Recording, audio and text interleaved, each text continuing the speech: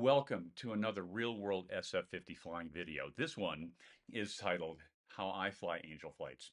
Hello, I'm David Weeks. I've been flying professionally for over 50 years, starting as a CFI, then as a charter pilot in light twins. I spent time as an air ambulance pilot in a Swearingen Metro, and I worked as a demonstration pilot for the Learjet factory. I had a 35-year airline career flying the 737-200 and 300, the A320 series, and I retired as a Boeing 787 captain. I've got over 650 hours in the SF-50, and I'd like to share my SF-50 experience with you. Now, there may be other YouTube channels that have glitzier production values than this one. I like to spend my time writing and teaching about the SF-50 and not doing post-production work, so just imagine this video is like a hangar chat session between friends. This is my first video that is not specifically about flying the SF-50. A number of my pilot friends want to start flying Angelflights, and they've told me they would like to know how I do them so they can get some tips and tips and tricks in advance. I've been doing Angelflights since October of 2020, and my mission count is now 93.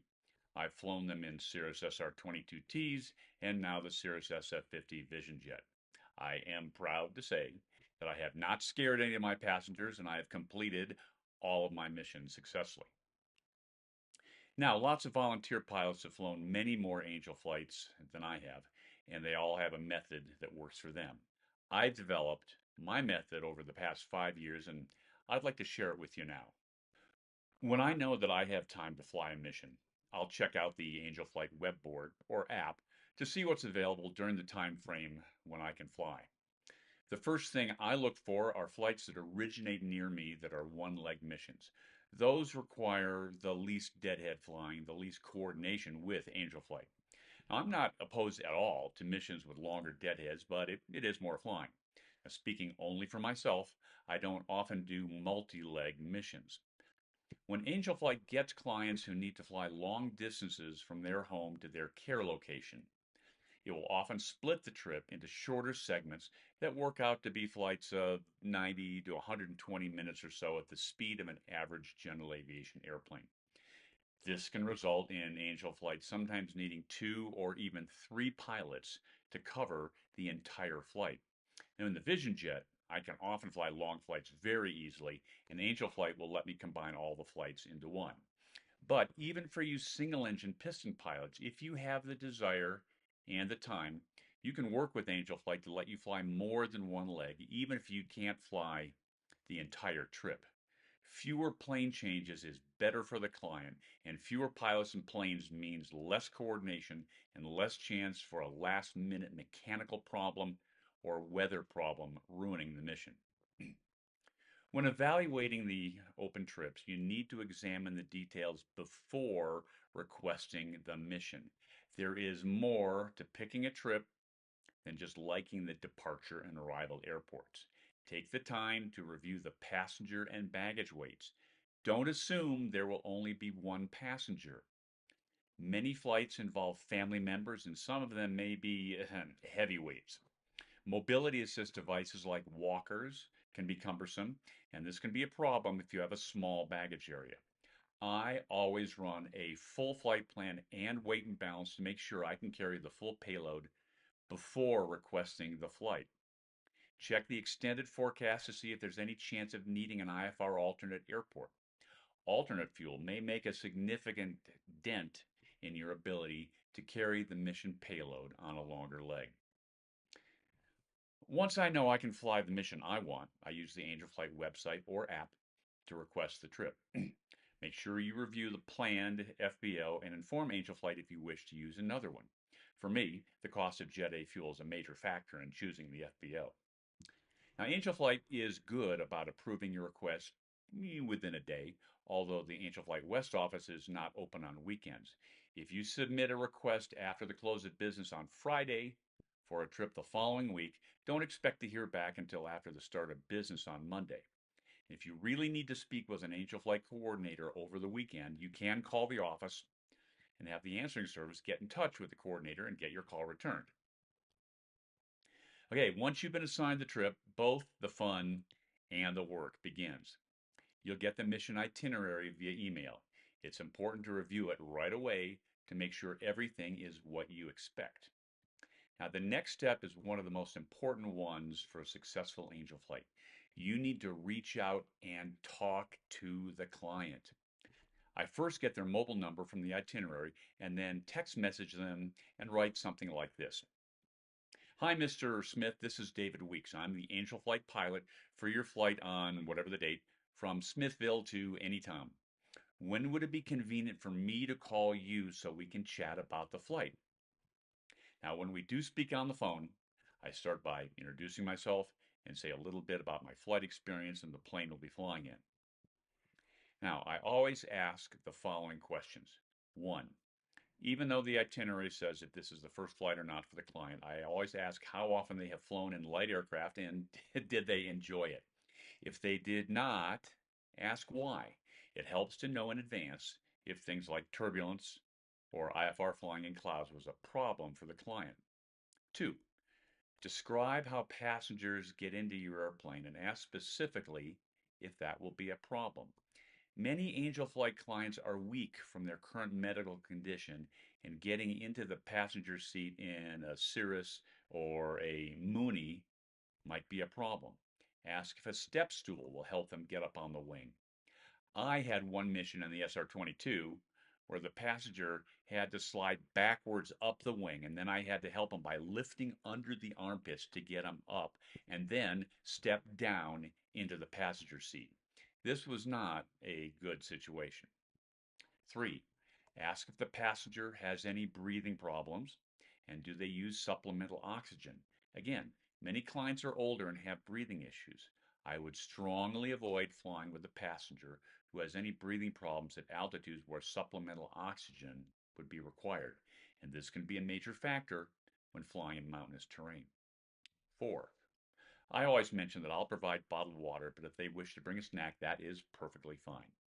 Then I say the flight time will be about, so many hours and minutes, and the plane does not have a bathroom on board. 5.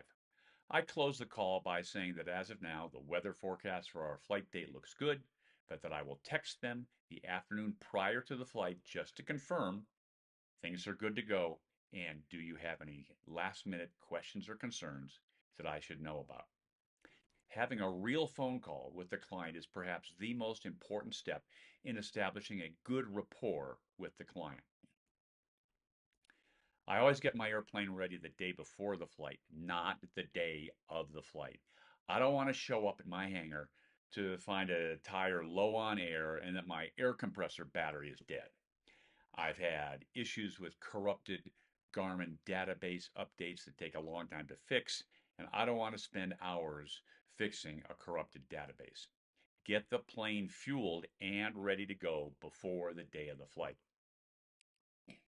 I always call both FBOs the day prior to the flight to get on their schedule. I tell them who I am, my aircraft type and N number, and that I'm doing an Angel Flight pickup or drop off, and that I'd like to be parked as close to the FBO door as possible.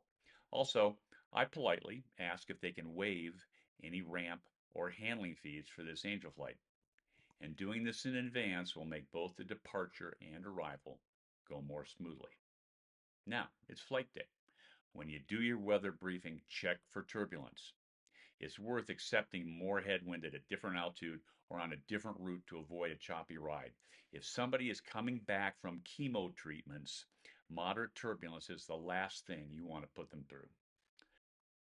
When you file your flight plan, and yes, you absolutely, positively, certainly do need to file a flight plan, be it VFR or IFR, make sure that you add Angel Flight into the remarks section. If you're positioning to another airport to pick up the client, get there early, especially if you need to get gas.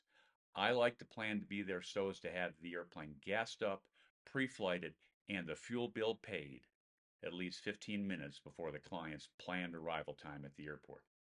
If you have the ability to change your transponder to use your Angel Flight call sign, do it before you shut down so you don't have to do it later.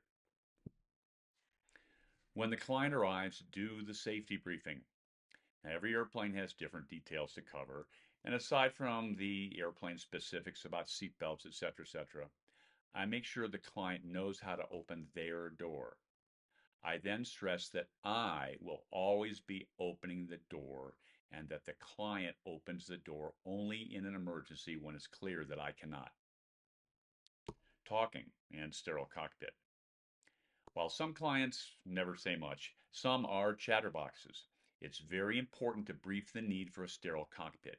I tell the client that my busiest times are taxi, takeoff, initial climb out, and then descent and landing.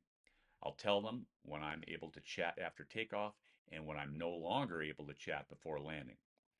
The only exceptions are if they feel sick or if they have a serious safety question, such as, hey, what's that smoke coming out of my air vent? Okay, air sickness. Even if the client has flown in light airplanes before, I stress that they need to let me know immediately if they start to feel queasy.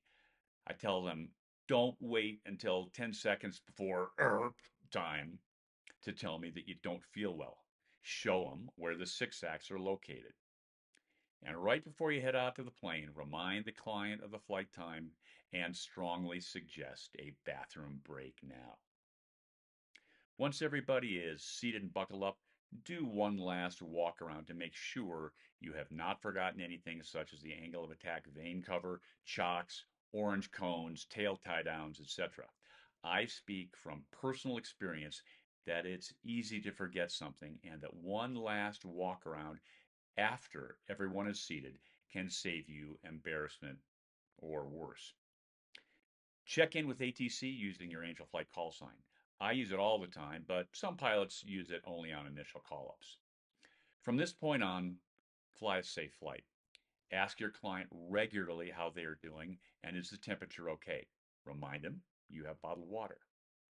Tell the client when you are no longer able to chat as you descend to the airport.